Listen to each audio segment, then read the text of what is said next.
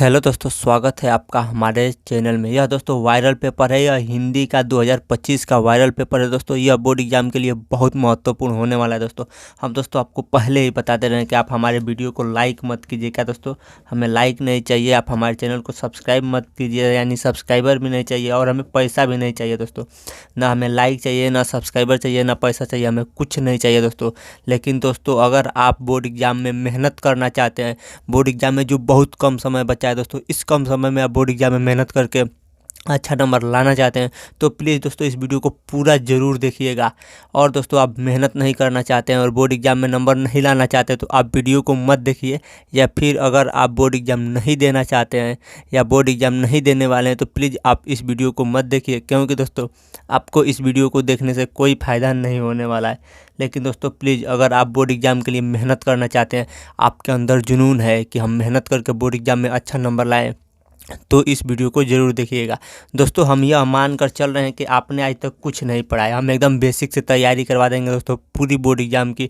और इसमें दोस्तों देखिए, हिंदी का पेपर हम आपको दिखा देंगे पूरा, कौन सा कैसे कैसे पेपर है दोस्तों। यह वायरल पेपर है दोस्तों। यह बोर्ड एग्जाम के लिए बहुत महत्वपूर्ण पेपर है दोस्तों। और दोस्तों, हम आपको पहले ही बता दें कि हम पूरी बोर्ड एग्जाम की तैयारी करवा देंगे।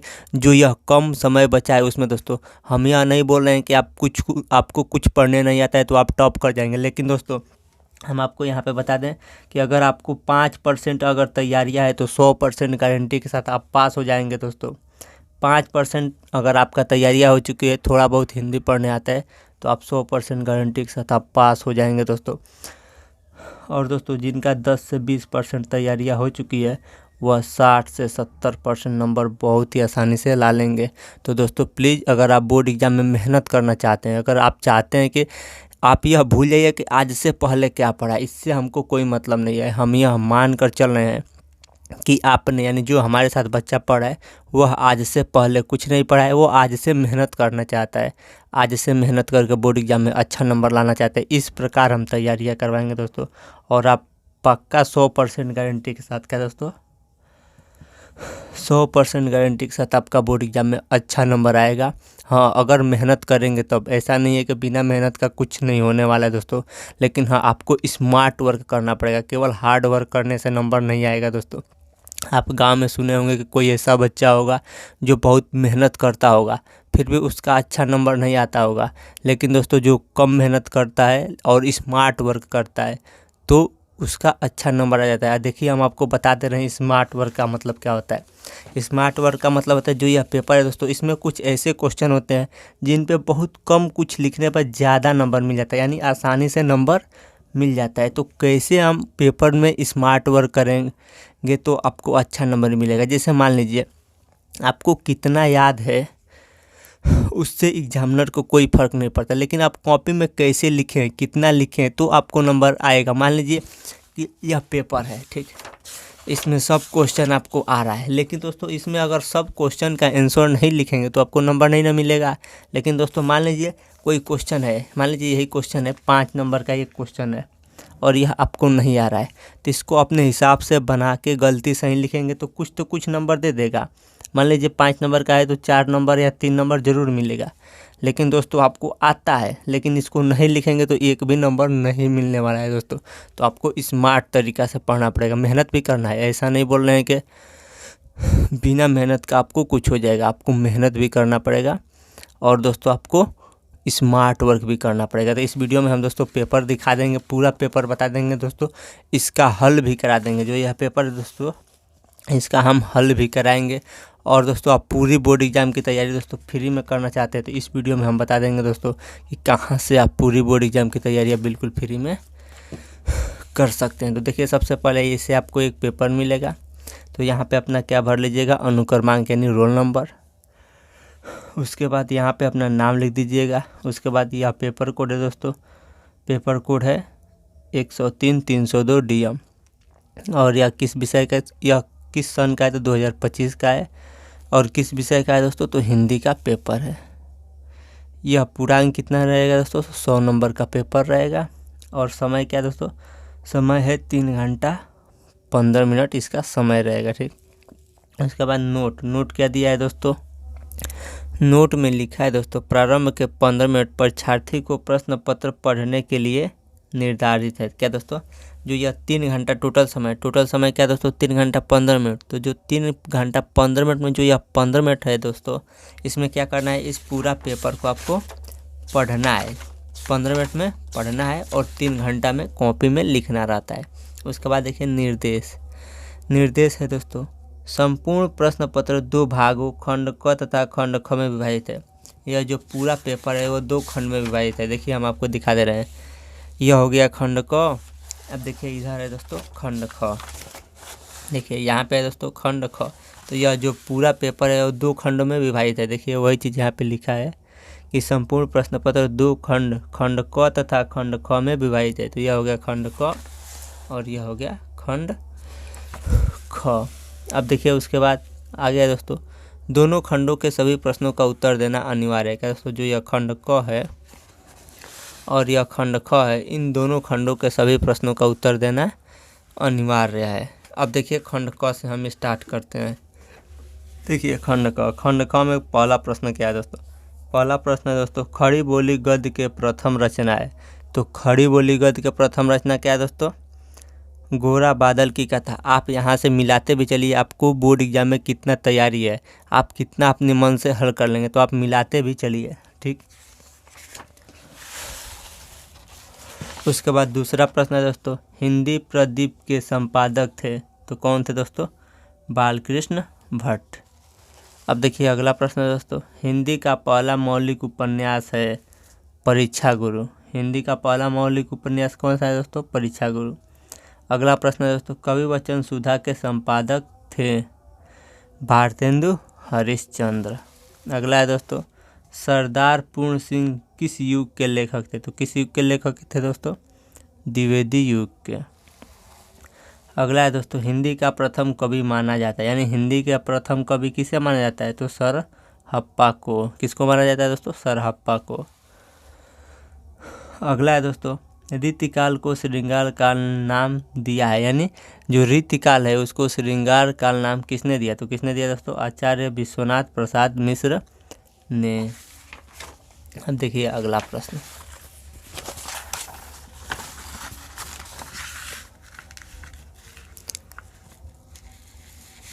अगला प्रश्न है दोस्तों, सुमित्रा नंदन पंत को ज्ञानपीठ पुरस्कार किस रचना पर मिला। क्या दोस्तों, जो सुमित्रा नंदन पंत हैं उनको जो ज्ञानपीठ पुरस्कार मिला है वह किस रचना पर मिला, तो चिदम्बरा पे मिला। अगला है दोस्तों, कामायनी महाकाव्य में सर्गों की संख्या है। क्या दोस्तों, जो कामायनी महाकाव्य है उसमें कुल कितने सर्ग है, तो 15। अगला है दोस्तों, अज्ञेय ने तारसप्तक का प्रकाशन कब किया। तो कब किया दोस्तों, 1943 ईस्वी में। जो अज्ञेय हैं वो तारसप्तक का प्रकाशन कब किए, तो 1943 ईस्वी में। तो इसका भी दूसरा ऑप्शन सही है। अब देखिए आगे का प्रश्न क्या है दोस्तों, आगे का प्रश्न 10 नंबर में पूछा जाएगा और इसमें क्या रहता है दोस्तों, जो गद्यांश, यानी देखिए यह क्या दिया है इसको। सबसे पहले हम यहाँ से दोस्तों हम सबसे पहले आप सभी प्रश्नों को दिखा देंगे, उसके बाद हम बताएंगे इसका सॉल्यूशन आपको कहाँ पे मिलेगा। तो सबसे पहले यहाँ पे आप सभी प्रश्नों को देख लीजिए, उसके बाद हम आगे का बताएंगे। तो देखिए यह तीसरा प्रश्न क्या है दोस्तों, तीसरा प्रश्न 10 नंबर का पूछेगा। देखिए दिया है, दिए गए गद्यांशों पर आधारित निम्नलिखित प्रश्नों का उत्तर दीजिए। क्या दोस्तों, जो यह गद्यांश है, गद्यांश का मतलब इसको यहाँ से यहाँ तक पढ़ना रहता है। और देखिए इधर यह 5 प्रश्न है, इस 5 प्रश्नों का उत्तर देना रहता है। तो टोटल 10 नंबर मिलेगा। फिर इसी में अथवा करके दिया रहेगा, या तो इन 5 प्रश्न का उत्तर दीजिए या अथवा यहाँ से यहाँ तक पढ़िए, यहाँ तक। उसके बाद 1 2 3 4 5 इन 5 प्रश्नों का उत्तर दीजिए। तो दोनों में से कोई एक करना रहेगा, या तो इस 5 प्रश्नों का उत्तर इसमें से छांट कर लिखिए, या इस 5 प्रश्नों का उत्तर इसमें से छांट कर लिखिए। दोनों में से कोई एक लिखना है, 10 नंबर मिल जाएगा। अब देखिए आगे दोस्तों, दिए गए पदांशों पर आधारित निम्नलिखित प्रश्नों का उत्तर दीजिए, 10 नंबर। तो देखिए यह क्या है दोस्तों, पदांशों पर आधारित है। तो जब पदांशों पर आधारित प्रश्न लिखेंगे तो 10 नंबर, और इसके पहले हम क्या बताए थे, गद्यांशों पर आधारित। यहाँ पे लिखा है दोस्तों दिए गए गद्यांशों पर आधारित निम्नलिखित प्रश्नों का उत्तर दीजिए। तो यह 10 नंबर का यह भी है। टोटल यहाँ से 20 नंबर हो जाएगा दोस्तों। देखिए हम पदांश भी दिखा दे रहे हैं इधर। देखिए यह पदांश है दोस्तों, इसको यहाँ से यहाँ तक पढ़ना है, इस पांचों प्रश्नों का उत्तर देना है, या इसमें भी अथवा करके या तो इन पांचों प्रश्नों का उत्तर दीजिए या अथवा यहाँ से यह सब पढ़िए और यहाँ से यहाँ तक पढ़िए और इन पांचों प्रश्नों का उत्तर दीजिए, तो आपको 10 नंबर मिल जाएगा। अब देखिए यहाँ पे भी बहुत महत्वपूर्ण है दोस्तों, जो निबंध या जीवन परिचय जो जीवन परिचय होता है, यहाँ पे साहित्यिक परिचय पूछा जाता है। टोटल 10 नंबर का 5 नंबर पूछा जाएगा दोस्तों लेखक का साहित्यिक परिचय, और 5 नंबर कवियों का साहित्यिक परिचय पूछा जाएगा। तो टोटल यहाँ से भी आपको 10 नंबर मिलेगा। देखिए बहुत बच्चे जीवन परिचय याद कर लेते हैं क्या दोस्तों, जीवन परिचय, लेकिन बोर्ड एग्जाम में जीवन परिचय नहीं पूछा जाता है। बोर्ड एग्जाम में क्या पूछा जाता है दोस्तों, तो बोर्ड एग्जाम में साहित्यिक परिचय पूछा जाता है। तो हम आपको साहित्यिक परिचय बताए हैं, और जो साहित्यिक परिचय होता है दोस्तों वह 2 पेज 4 पेज में नहीं लिखना रहता है। केवल क्या लिखना रहता है, अधिकतम शब्द सीमा यानी 80 शब्द में ही लिखना रहता है। तो टोटल कितना नंबर मिलेगा, 5 नंबर, अगर 80 शब्द में ही लिखना रहता है। तो हम ऐसे आपको बता दिए हैं 80 शब्द में लिख कर। वीडियो के अंत में हम आपको बता देंगे कि वो कहाँ से आप देख सकते हैं। तो देखिए क्या है प्रश्न है दोस्तों, निम्नलिखित में से किसी एक लेखक का साहित्यिक परिचय देते हुए उनके प्रमुख रचना का उल्लेख कीजिए। तो यह 5 नंबर में कौन कौन से है दोस्तों, वासुदेव शरण अग्रवाल, आचार्य हजारी प्रसाद द्विवेदी, प्रोजी सुंदर रेड्डी। अब इसी में ख है दोस्तों, निम्नलिखित में से किसी एक कवि का साहित्यिक परिचय देते हुए उनकी कृतियाँ लिखिए। देखिए यहाँ पे कवियों का साहित्यिक परिचय लिखना है, यह भी 5 नंबर का पूछेगा। तो देखिए कवियों में कौन कौन सा नाम है दोस्तों, देखिए कवि में है दोस्तों अयोध्या सिंह उपाध्याय, हरिओद, जयशंकर प्रसाद, महादेवी वर्मा। इन तीनों में से किसी एक का साहित्यिक परिचय देकर उनके प्रमुख कृतियाँ का लिखना है, 5 नंबर मिल जाएगा। अब देखिए 6वां नंबर प्रश्न है दोस्तों, लाठी कहानी का कथा वस्तु का सार लिखिए, अधिकतम शब्द सीमा 80 शब्द। यह 5 नंबर में पूछा जाएगा। क्या दोस्तों, यह भी हम कहानी बता दिए हैं दोस्तों बहुत आसानी से। लाठी कहानी या अथवा करके दिया है। ध्रुव कहानी का उद्देश्य लिखिए, अधिकतम शब्द सीमा 80 शब्द। इन दोनों में से कोई एक लिखने में 5 नंबर मिल जाएगा। तो हम इसको भी बता दिए हैं दोस्तों। अब देखिए 7वां दोस्तों, स्व पठित खंड काव्य के आधार पर किसी एक खंड के किसी एक प्रश्न का उत्तर दीजिए। यह भी 5 नंबर में पूछा जाएगा। अधिकतम शब्द सीमा 80 शब्द। इसका मतलब इसका उत्तर कितना में लिखना है, 80 शब्द में ही लिखना रहता है। तो देखिए क्या है, कितना प्रश्न दिया है। देखिए एक, यहाँ से शुरू करिए, 1 2 3 4 5 6 7 8 9 10 11 12 दिया है दोस्तों, और 12 में से केवल एक प्रश्न का उत्तर देना रहता है। तो देखिए यहाँ पे क्या होता है दोस्तों, हर जिले का अलग अलग प्रश्न होता है। यानी इतना प्रश्न दिया है तो अलग अलग जिले में अलग अलग प्रश्न का उत्तर लिखना रहता है। तो आप किस जिले से हैं, आप हमें कमेंट में बताइए, हम आपको बता देंगे कि आपको कौन सा क्वेश्चन पढ़ना है। अब देखिए आगे, अब यहाँ से शुरू हो जाएगा खंड ख। तो देखिए खंड ख में क्या है दोस्तों, खंड ख में है दिए गए संस्कृत गद्यांशों में से किसी एक का संदर्भ सहित हिंदी में अनुवाद कीजिए। क्या करना है दोस्तों, जो यह संस्कृत दिया है इसको संदर्भ सहित हिंदी में अनुवाद करना है, 7 नंबर मिल जाएगा। तो 2 दिया रहेगा। देखिए एक यहाँ पे दिया है, या तो इसको संस्कृत सहित हिंदी में अनुवाद कीजिए, या अथवा करके इधर दिया रहेगा।